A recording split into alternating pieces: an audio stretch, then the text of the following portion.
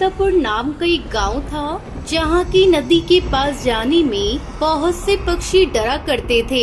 वहीं गांव के कुछ ऐसे पक्षी थे जो इस नदी पर आया करते थे इस अफवाह से कि वहाँ कई सुंदर सुंदर चिड़ियाएं रहती है। फिर एक दिन हरी तोता टुन्नू से कहता है, अरे चलो नदी के पास, वहाँ थोड़ा हल्का भी हो जाएंगे और जल्दी सुबह सुबह जाकर देख भी लेंगे कि वहाँ पर कोई चिड़िया रहती भी है या नहीं। ये कहते ही वो दोनों उस नदी के करीब झाड़ियों के पास पहुंचकर बैठ जाते हैं और गुनगुनाने लगते हैं। हाय हाय टुन्नू, मैं सांस लेता हूँ, तेरी खुशबू आती है, एक महका महका सा पैगाम लाती है। तब तक आप लोग कमेंट में बताएं 675 प्लस 675 कितने होते हैं। कुछ देर बाद ही वो दोनों नदी की ओर जाते हैं और आसपास देखते हैं तो कुछ नहीं होता। फिर हरी तोता एक पत्थर मारता है तो वहाँ एक फूल का रास्ता बन जाता है, जहाँ पानी के बीचों बीच 3 खूबसूरत चिड़िया दुल्हन के रूप में वरमाला लिए बैठी थी। अरे देख, जैसा हमने सोचा था वही हुआ। सामने देख, कितनी सारी चिड़िया आई हैं। चल वहाँ चलते हैं। दोनों वहाँ पहुँच जाते हैं। फिर वो चिड़िया उससे कहती है, मैं टुनटुनी किसी का भी मन मोह लेती हूँ। क्या तुम मुझसे शादी करने आई हो?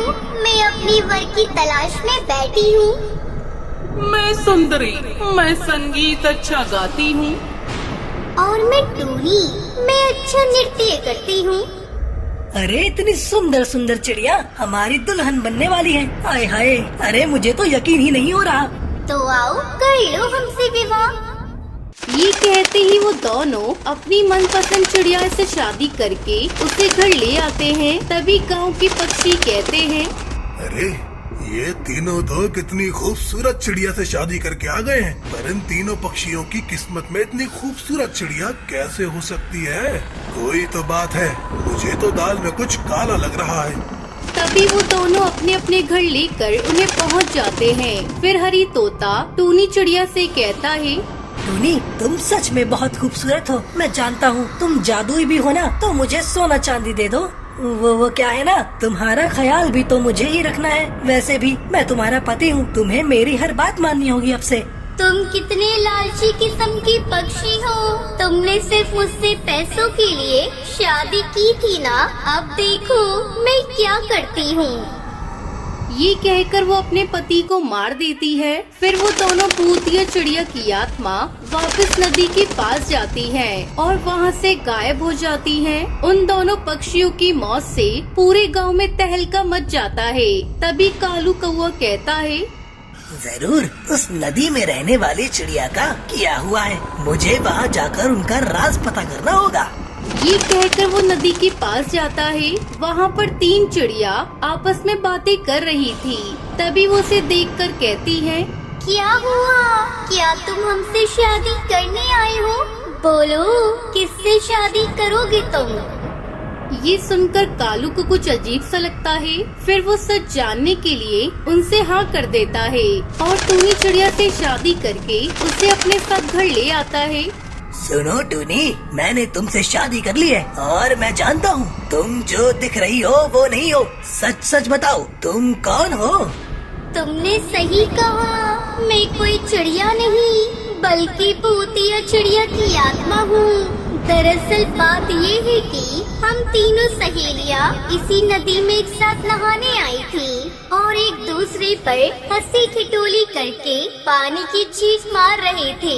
तभी वो पानी की छींटें जिगर बाबा पर चली गई और वो गुस्से में आ गई। उन्होंने हमें श्राप दिया कि जब तक कोई नेक दिल पक्षी हमसे शादी नहीं करेगा हम आजाद नहीं होंगे। श्राप के बाद हम नदी वाली भूतिया चिड़िया की आत्मा बन गई, पर तुमने आकर मुझे श्राप से मुक्त कर दिया। लेकिन वो दोनों कैसे मुक्त होंगी? तुम्हें उन दोनों से भी शादी करनी होगी, तभी वो मुक्त होंगी। तभी कालू उस नदी पर जाकर उन दोनों भूतिया चिड़िया की आत्मा से शादी करता है, जिसके बाद वो तीनों मुक्त हो जाती हैं और वहाँ से हमेशा के लिए चली जाती है।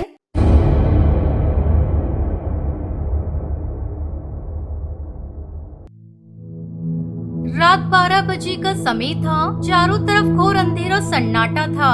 हर रोज की तरह आज भी बंटी रात के अंधेरे के बाद बाहर घूमने निकलता है। तभी एक तेज रफ्तार ट्रैक्टर बंटी को बाल बाल बचाते हुए उसके पास से ही गुजरता है। हे भगवान, अब तक तो मैं मर ही गया होता। बंटी अभी परेशान सा सोच ही रहा होता है कि तभी पुलिस की गाड़ी ट्रैक्टर का पीछा करते हुए उसके पास आती है। क्यों भाई, ठीक हो? कहीं चोट वोट तो नहीं लगी? हाँ जी सलाम साहब, नहीं ज्यादा चोट तो नहीं लगी, पर किस्मत ठीक थी तो मैं बच गया, वरना मैं आज तो खुद चल ही गया था। तब तक आप लोग कमेंट में बताएं 45 - 34 कितने होते हैं। किसकी? तुम्हारी? अच्छा है जो बच गए, वरना इस ट्रैक्टर के सामने जो आता है वो मरता ही है। अब तक 100 से ज्यादा पक्षियों को मार चुका है ये ट्रैक्टर। पूरे 6 महीने से इसके पीछे लगा हूँ, ना इसका पता चलता है ना इसके मालिक का। ए भगवान, तुमने तो बचा लिया मुझे। ओ भाई चलो भागो यहाँ से, भगवान का धन्यवाद घर जाकर करना, वो ट्रैक्टर कभी भी वापस आ सकता है। चलो भागो यहाँ से। इतना कहकर पुलिस की गाड़ी तेजी से आगे बढ़ जाती है और बंटी दौड़ता हुआ अपने घर आ जाता है। वो सोने की बहुत कोशिश करता है लेकिन उसको नींद नहीं आती। उसकी आंखों के सामने वही ट्रैक्टर का दृश्य बार बार नजर आता है। आखिरकार बंटी उठकर बैठ जाता है। अरे ट्रैक्टर तो एकदम मेरे पीछे आ रहा था, फिर उसने मुझे कुचला क्यों नहीं? पुलिस वाला तो कह रहा था कि ये 100 से ज्यादा पक्षियों को कुचल चुका है, फिर उसने मुझे क्यों छोड़ दिया? कुछ तो राज है।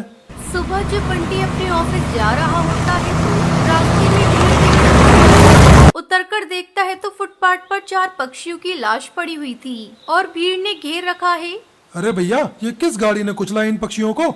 भाई साहब, पता नहीं किस गाड़ी का काम है, लेकिन कुछ पक्षियों ने ट्रैक्टर की आवाज सुनी थी। वैसे ही ये कितने बजे का काम है? पता नहीं साहब, हम तो थके हारे आते हैं और खाना खाकर सो जाते हैं, लेकिन कुछ पक्षी बता रहे थे कि ये रात के 12 बजे का हादसा है। बंटी और वो चिड़िया बात कर ही रहे होते हैं कि तभी पुलिस की गाड़ी आ जाती है। क्यों भाई, क्या पूछताछ हो रही है? नहीं कुछ नहीं साहब, और वो तो मैं ऑफिस जा रहा था तो ये भीड़ देख के रुक गया। भाई तुम रात को मिले थे और फिर मिल गए, अजीब सा है। ट्रैक्टर भी तुमको नहीं छुपाता और बेचारे भिखारियों को कुचल देता है। तुमसे तो पूछताछ करनी ही पड़ेगी। अब तुम्हें थाने बुलाना पड़ेगा। नहीं साहब, मुझे तो ऑफिस जाना था, मैं तो बस यूं ही भीड़ देख के रुक गया, मैं जा रहा हूँ। इतना कहकर बंटी ऑफिस के लिए निकल जाता है। सिपाही, इस आदमी पर नजर रखना, इसका संबंध कुछ न कुछ जरूर खूनी ट्रैक्टर से है। उधर बंटी ऑफिस जाते समय और शाम को आते समय पुलिस वाले और ट्रैक्टर की ही बात सुनता रहता है। फिर से रात को सोने की कोशिश करता है लेकिन नींद नहीं आती और सोचता रहता है। तभी अचानक उसे अपनी दोस्त टूनी के साथ हुई घटना के बारे में याद आता है। अरे ये टूनी अपने साथ हुए अत्याचारों का बदला ले रही है। और रात को 12 बजते ही बंटी उसी सड़क पर जाता है जिस पर वो ट्रैक्टर मिला था। बंटी बीच सड़क में खड़ा हो जाता है और तभी खूनी ट्रैक्टर तेज रफ्तार से आता हुआ दिखाई देता है। थोड़ा पास आने के बाद वो हॉर्न बजाना शुरू कर देता है लेकिन वो हटता नहीं है और आखिरकार खूनी ट्रैक्टर को रुकना ही पड़ता है। ट्रैक्टर के रुकते ही उसकी दोस्त भूतिया टूनी चिड़िया की आत्मा बाहर आती है। बंटी, तुम मेरे रास्ते से हट जाओ, मुझे अपना बदला पूरा करने दो। नहीं टूनी, तुम गलत कर रही हो, तुम बेगुनाह पक्षियों को नहीं मार सकती। नहीं बंटी, मैं सबको मार दूंगी। जब मैं बैंक से पैसा लेकर लौट रही थी, लुटेरों ने मेरा पैसा लूटा और मुझे ट्रैक्टर से कुचलकर मार डाला। उस समय मुझे कोई बचाने नहीं आया, इसलिए मैं सबको मार दूंगी, किसी को नहीं छोड़ूंगी।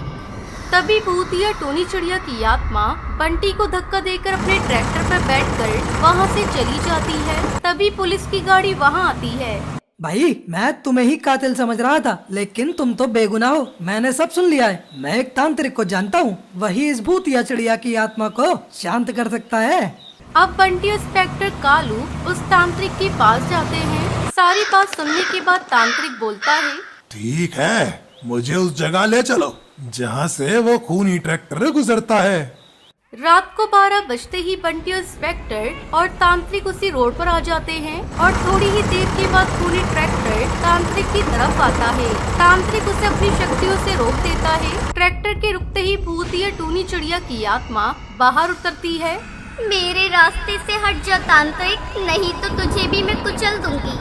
तू मुझे नहीं कुचल सकती बे, पक्षियों को मारना छोड़ दे वरना तुझे अपना गुलाम बना लूंगा। और तांत्रिक को मारने के लिए जैसे ही वो आगे बढ़ती है, तांत्रिक एक ही मंत्र में भूतिया टूनी चिड़िया की आत्मा को अपने कमंडल में कैद कर लेता है। ये देखकर बंटी और इंस्पेक्टर कालू दोनों खुश हो जाते हैं और तांत्रिक को धन्यवाद देते हैं।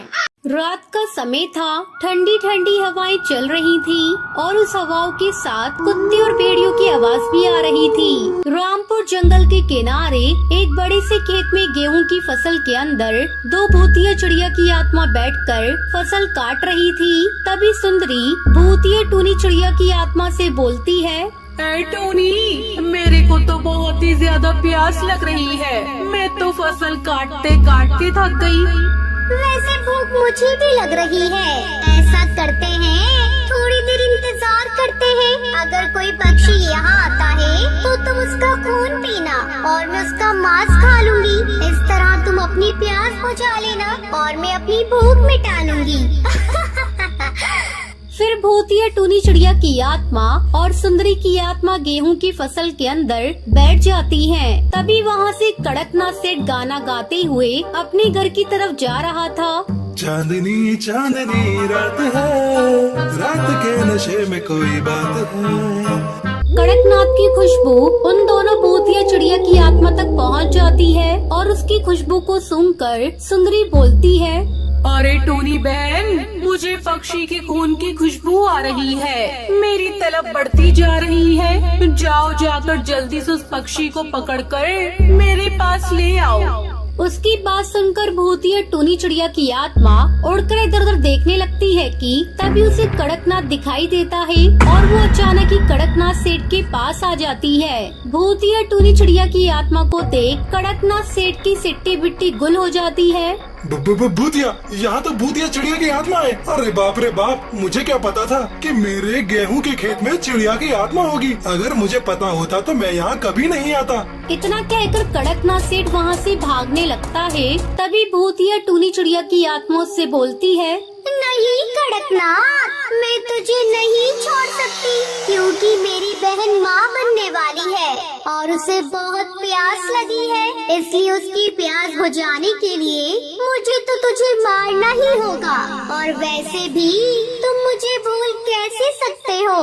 मैं वही हूँ जिसको तूने अपनी फसल काटने को दी थी। इतना कहकर भूतिया टूनी चिड़िया की आत्मा कड़कनाथ सेठ को मार देती है। सुंदरी कौवी की आत्मा उसका सारा खून पी जाती है। कड़कनाथ सेठ को मारने के बाद एक बार फिर वो दोनों अपनी फसल को काटने लगती है और जैसे ही सूरज निकलने वाला होता है तभी भूतिया टूनी चिड़िया की आत्मा बोलती है, अरे सुंदरी बहन, सुबह होने वाली है, जल्दी यहाँ से गायब हो जाओ, वरना जैसे ही सूरज की रोशनी हम पर पड़ेगी वैसे ही हम जलकर मर जाएंगे। ये सुनकर वो दोनों वहाँ से गायब हो जाती हैं और इस तरह में एक बार फिर रात होती है। वो दोनों भूतिया चिड़िया की आत्मा एक बार फिर गेहूं के खेत में अपनी फसल काटने लगती है। इस तरह अगर उस फसल के पास कोई भी पक्षी आता तो वो दोनों से मार देती। ऐसे ही एक बार की बात है, टुनटुनी चिड़िया उस गेहूं की फसल के आगे से जा रही थी। तभी भूतिया टूनी चिड़िया की आत्मा उसके सामने आ जाती है और टुनटुनी पर हमला करने जाती है। जैसे ही वो टुनटुनी पर हमला करती है वैसे ही भूतिया टूनी चिड़िया की आत्मा को एक झटका लगता है और वो पीछे हट जाती है। तू कौन है और मैं तुझे छू क्यों नहीं पा रही हूँ? क्योंकि मैं कोई मामूली चिड़िया नहीं बल्कि एक पंडित की पत्नी हूँ। मेरे गले में जो लॉकेट है वो तुम्हें मुझसे दूर कर रहा है। मैं जानती थी कि यहाँ पर दो भूतिया चिड़िया की आत्मा है और वो पक्षियों को मार देती है। तो मुझे सच बता, आखिर तू ऐसा क्यों कर रही है? हम पक्षियों ने तेरा क्या बिगाड़ा है? आज से कुछ समय पहले की बात है, मैं और मेरी बहन सुंदरी बहुत ही गरीब थे। मेरी बहन माँ बनने वाली थी। हम दोनों अपना गुजर बसर करने के लिए दूसरों के खेतों में जाकर काम किया करते थे। और ऐसे ही एक दिन हमें इस खेत का मालिक कड़कनाथ सेठ कहता है, टूनी, सुंदरी, यदि तुम दोनों ने रात के समय मेरी इस गेहूं की फसल को अच्छी तरह से काट दिया तो मैं तुम्हें इसका इनाम दूंगा, ठीक है? लेकिन मौसम खराब हो रहा है। तभी तो मैं तुम्हें रात के समय फसल काटने को बोल रहा हूँ। अगर तुम रात के समय ठीक समय पर फसल काट देती हो तो मेरी फसल बच जाएगी। कड़कनाथ सेठ की बात मानकर हम दोनों फसल काटने लगे। तभी बहुत तेज बारिश होने लगी और बिजली हमारे ऊपर गिरने से हमारी मौत हो गई और हमने इस गेहूं के खेत के मालिक कड़कनाथ सेठ को मार दिया। पर हम यहाँ से कहीं नहीं जाएंगे। वो दोनों भूतिया चिड़िया की आत्मा टुनटुनी को अपनी कहानी बता रही थी। तभी सूरज निकल आया और उसकी किरणें उन दोनों पर पड़ने लगी, जिससे वो दोनों जलने लगी। तूने अपनी बातों में फंसाकर हमें धोखे से जला दिया, लेकिन याद रहे हम वापस आएंगे और जिस दिन आएंगी उस दिन सिर्फ इस खेत तक सीमित नहीं रहेंगे, बल्कि तेरे पूरे जंगल को तबाह करने के लिए आएंगे। इतना बोलते बोलते वो भूतिया टूनी चिड़िया की आत्मा और सुंदरी जलकर राख हो जाती है। इस तरह उस गेहूं के खेत को उस भूतिया टूनी चिड़िया की आत्मा से मुक्ति मिल जाती है।